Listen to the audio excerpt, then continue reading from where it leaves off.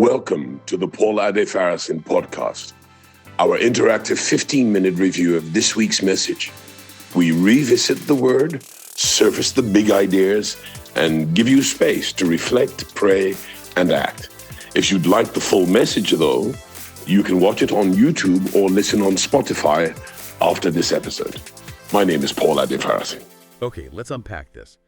Have you ever hit that big, audacious goal, achieve that massive breakthrough you poured your heart and soul into, and then you find yourself just standing there blinking and thinking, okay, now what? It's a surprisingly common experience, this feeling of what next after a monumental win. It's an often overlooked pivot point, really, in our personal and professional journeys. So today we're taking a deep dive into an incredible message you shared with us. It's packed with profound insights and some really powerful stories. We want to explore exactly that, moving beyond the breakthrough. This isn't just about getting up from a tough spot. It's about embracing the new responsibility, the new identity, and, the new opportunities that come with that higher place. Our mission today is to help equip you for what happens next, not just what just happened. Well, what's truly fascinating here, and often missed, is that we typically invest all our energy, all our focus, into preparing for the breakthrough itself. We strategize, we work tirelessly, we pray for that one moment of getting up, But we rarely, if ever, prepare for the entirely new level of responsibility and, frankly, the fresh set of challenges that breakthrough inevitably brings. This deep dive will, I hope, illuminate the idea that true growth isn't just in overcoming adversity, it's in what you become after you've overcome it. It's about understanding that real faith is not only in getting up, it is in growing up. It's about learning to shed dependence, step fully into a new identity, and embrace a self-concept that actually thrives at a higher level. Exactly. It's a genuine paradigm shift. Like you said, we're moving from a mindset focused on merely coping with difficult circumstances, maybe low expectations, to tackling the very different challenges of being, at the forefront, dealing with widespread success, maybe navigating a landscape where opportunities seem to be everywhere. The problem, if you can even call it that, isn't about surviving hardship anymore, but about effectively managing and maximizing a life of abundance. That's a whole new kind of challenge, isn't it? Are you ready for that, you? So let's dive into this foundational idea. A miracle, a breakthrough, a big achievement. It's not the finish line, not even close. It's the starting gun for a whole new race, a complete reorientation of how we see our progress and potential. Precisely. The distinction is absolutely crucial. We often celebrate the moment of breakthrough as if, the journey ends right there.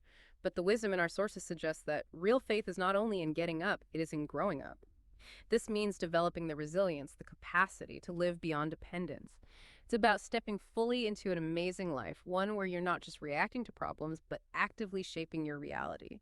This requires a new identity, a new self-concept, where your primary concern isn't battling limitations, but rather effectively handling and stewarding widespread success. It means asking yourself, how do I not just reach, but maintain this new level of victory and opportunity? That makes so much sense, yeah. The challenge dramatically shifts from how do I cope with this situation to something much more proactive, like how do I lead from the top, or how do I expand from this new position of advantage? It's not just a mental tweak, is it? It demands entirely new skills, a different kind of strategic thinking, and a mindset equipped to navigate success, not just survive hardship. You're not just an escape artist anymore. You're an architect, building something new. Okay, here's where it gets really interesting. Our sources provide some incredibly powerful illustrations for this. Let's look at that well-known biblical story, the man lame from his mother's womb, who sat daily at the beautiful gate of the temple. What a vivid picture of being stuck, right? He was paralyzed, yes, but the source points out only 8% of his body, his ankles and feet, were paralyzed or lamed. Yet this relatively small physical limitation caused paralysis in his entire life. Think about that for a second.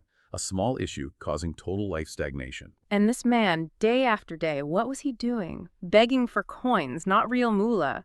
He was seeking subsistence, just enough to get by, which reflects incredibly low expectations for his life, doesn't it? He wasn't asking for transformation. He was just asking for temporary relief, pocket change. But Peter and John, when they encounter him, they don't just offer a prayer from a distance. Peter took him by the right hand and literally lifted him up.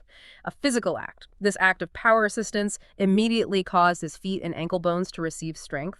The power for change was there, available, but he needed that physical, intentional push, that external catalyst, really, to activate it within himself. With genuine awe. And it wasn't a slow, gradual recovery, was it? We're not talking weeks of physical therapy here.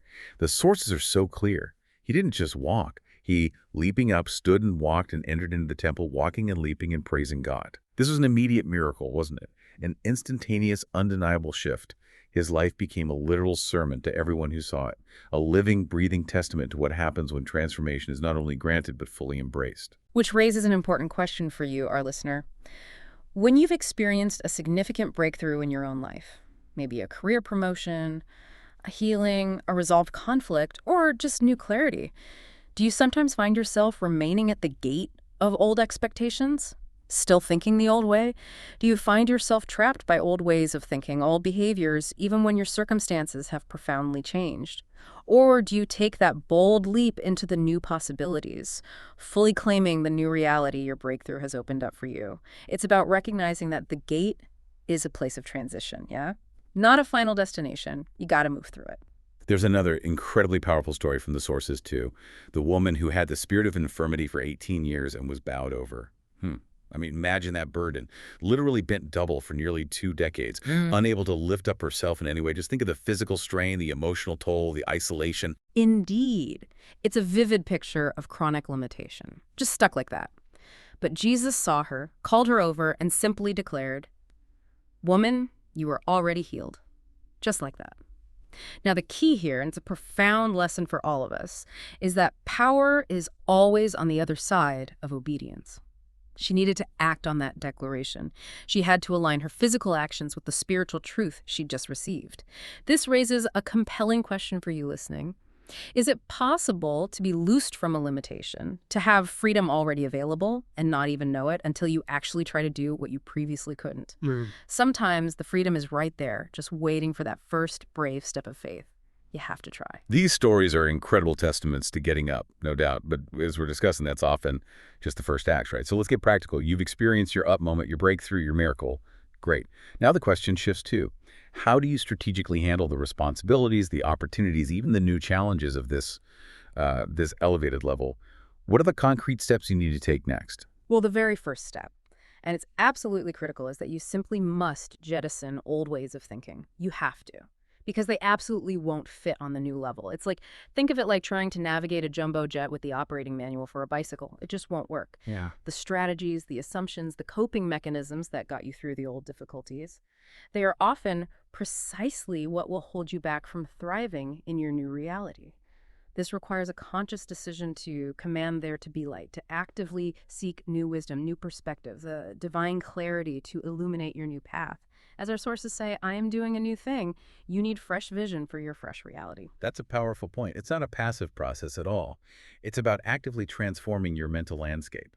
Because, as the ancient wisdom goes, as a man thinketh in his heart, so is he. Right. Your internal world, your core beliefs, they fundamentally shape your external reality. If you keep thinking with the old map, you'll never explore the new territory effectively. Okay, so that leads us directly into our first key action for navigating this new level. Embracing possibility thinking. Absolutely essential. You have to consciously, even aggressively, shift from what our sources call impossibility thinking to possibility thinking. This isn't just, positive affirmations. It's about a deep-seated conviction that transcends human limitations. Remember the profound truth. The things that are impossible with men are possible with God. Oh, good. This isn't just a spiritual platitude. It's a call to expand your vision, to believe in solutions and opportunities that might currently seem way beyond your reach. You need to lift up your eyes and look for more than you've ever imagined, just like God told Abraham. We must overcome what our sources call the danger of low expectations, which can subtly tie you back to your past, even after a huge breakthrough. Right, and this new mindset, this expansive way of thinking, is what enables God's speed in your life. It accelerates your progress in ways that just defy conventional timelines. It's not just about things happening quickly, it's about alignment and momentum that propels you forward, maybe exponentially. Our sources even mention a 7 times payback for what was lost, a redemption of time, which implies not just recovery, but accelerated growth and flourishing that makes up for years of struggle. Imagine making up for decades of lost time in just a few short years. That's powerful. That brings us to our second crucial action for growth, becoming a protege. Finding a mentor. Yes, and this is often overlooked in the rush of a new success. Think about it. You simply cannot go back and learn what you missed for 40 years. Whether that's the lame man's lost education or vocational skills or vital socialization, it's gone. You need a mentor. someone who has walked a similar path, or better yet, one further along than you are. Mentors offer speed. That's the key word. They can impart in a single day insights and wisdom that would otherwise take you decades of painful personal trial and error. They act as strategic guides, helping you foresee challenges and seize opportunities you might otherwise miss entirely. They've already navigated the complexities of that higher ground. And it's not about using mentors as mere stepping stones, is it? That's important. It's about genuinely respecting their wisdom, their insight, their journey. Seek someone who, as a source has put it, has the weight of his glory, meaning someone with proven experience, profound wisdom, and a track record of success at the level you aspire to. They can help you not only catch up, but truly understand the nuances of your new trajectory and responsibilities. They help you build capacity for what's ahead. Okay, and finally, our third key action: seize and maximize the moment. This is all about proactive engagement. As our sources wisely state, opportunities of a lifetime must be seized in the lifetime of the opportunity. That breakthrough moment, your up moment, it's an open door. It's not a waiting room. Don't linger at the gate. Remember, it's a transitory place, not a destination. Hesitation can be just as detrimental as failure itself. You have to act. Right. And part of seizing the moment is strategically building your corner, your support team. This isn't just about individuals. It's about a comprehensive support system for your psychology, physiology, nutrition, and skills.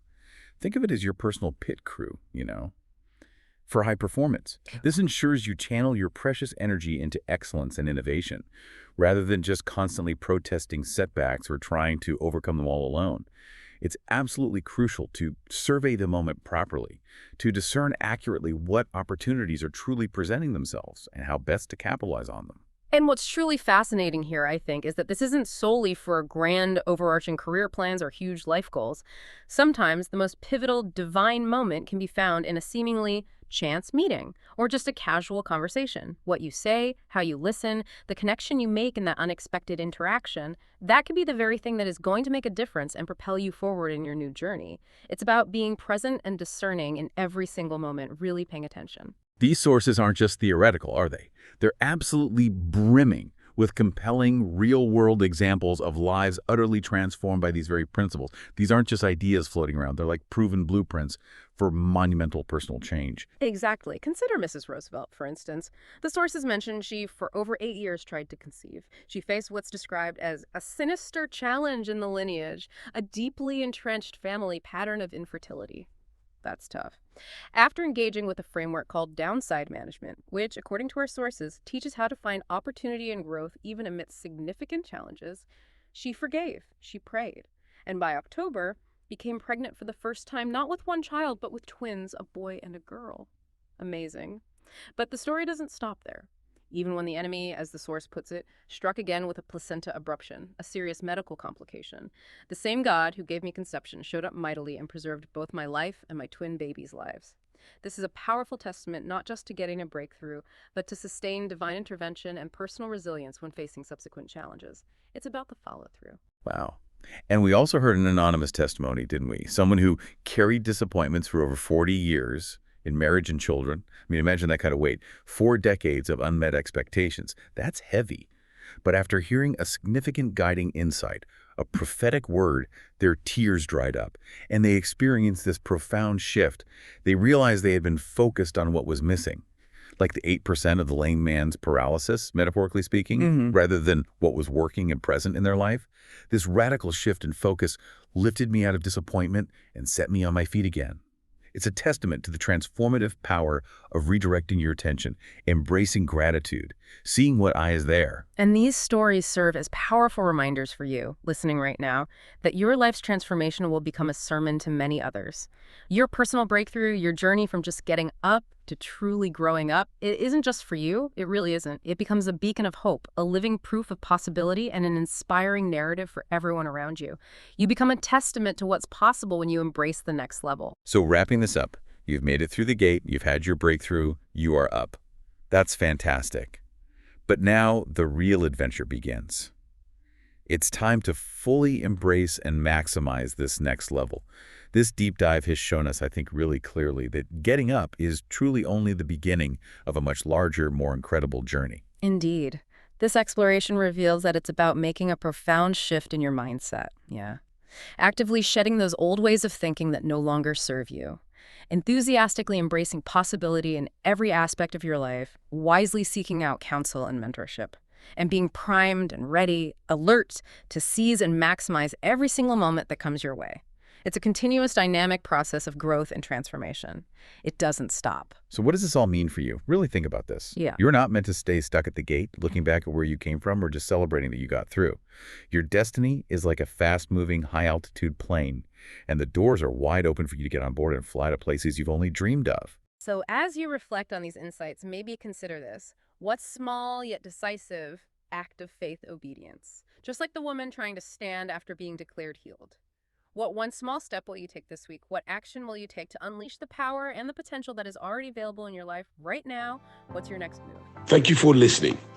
To go deeper, watch the full message on YouTube or listen to the full-length sermon on Spotify. Follow the podcast and please share it with someone who needs it and leave your response in the Q&A.